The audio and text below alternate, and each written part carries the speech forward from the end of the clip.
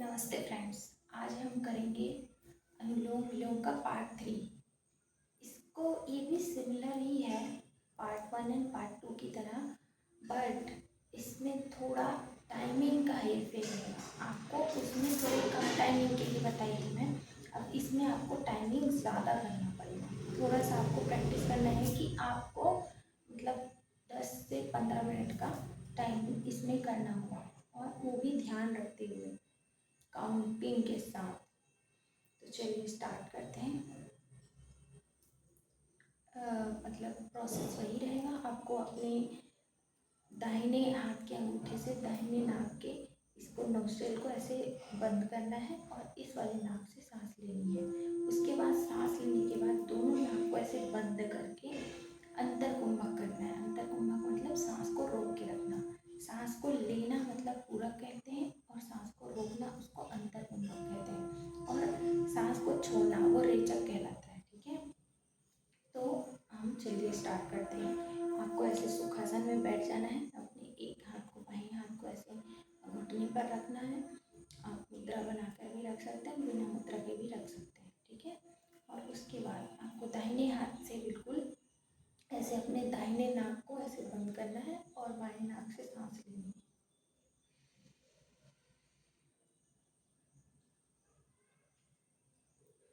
फिर सांस को ऐसे रोक के रखना है।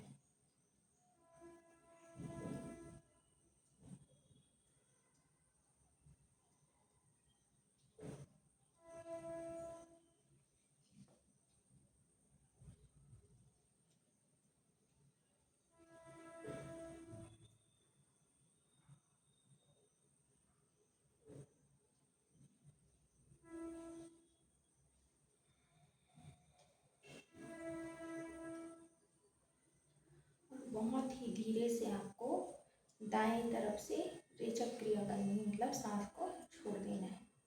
ये एक चक्र होता है।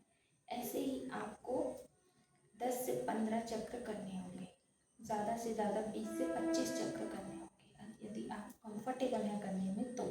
क्योंकि इसमें सांस को रोक के रखना होता है कुछ सेकंड के लिए, कुछ समय के लिए। आप इसको गिनती से भी कर सकते हैं, इसका गिनती बढ़ा भी सकते हैं। पहले स्टार्टिंग में आप 4-5 सेकंड कर सकते हैं, फिर 10 सेकंड कर सकते हैं, फिर उसके बाद 20-25 सेकंड तक ऐसे रोक करके आपको रखना होता है। इस प्रकार करते करते आपको 20-25 बार करके कम से कम 10 से 15 मिनट के बीच आपको करना होता है, और मैक्सिमम इसको 25 मिनट तक आप कर सकते हैं।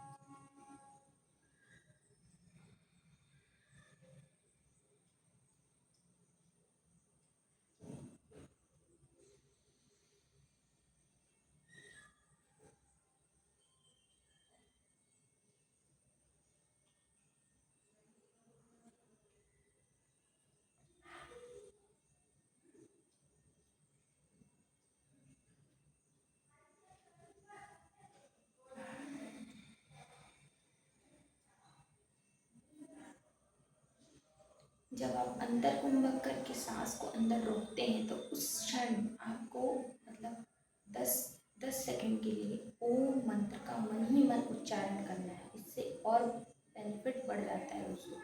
तो आपको मन ही मन ओम मंत्र का उच्चारण करना है। ठीक है,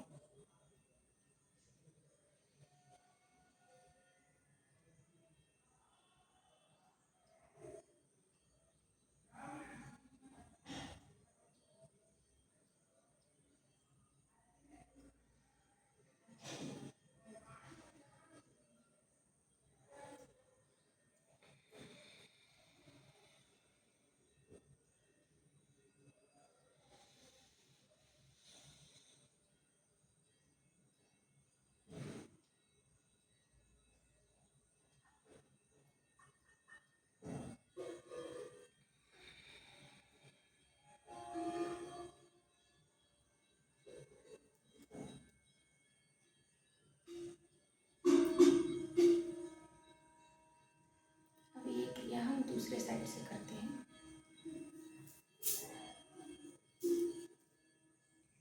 इसके लिए भी आपको हमेशा दाहिने नाक से ही स्टार्ट करनी है। चलिए,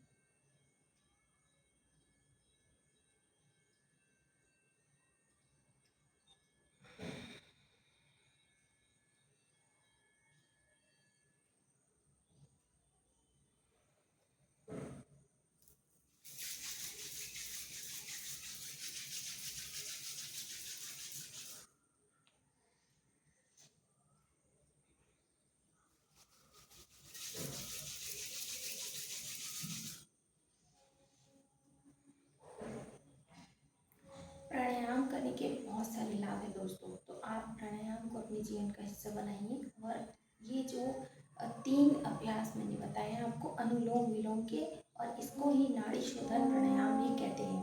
इस अभ्यास को ही आप 5-5 मिनट करके 15 मिनट के लिए कर सकते हैं। और केवल इस तीसरे अभ्यास को ही आप 20 मिनट के लिए अलग से कर सकते हैं, तो भी आपको बहुत बेनिफिट मिलने वाला है।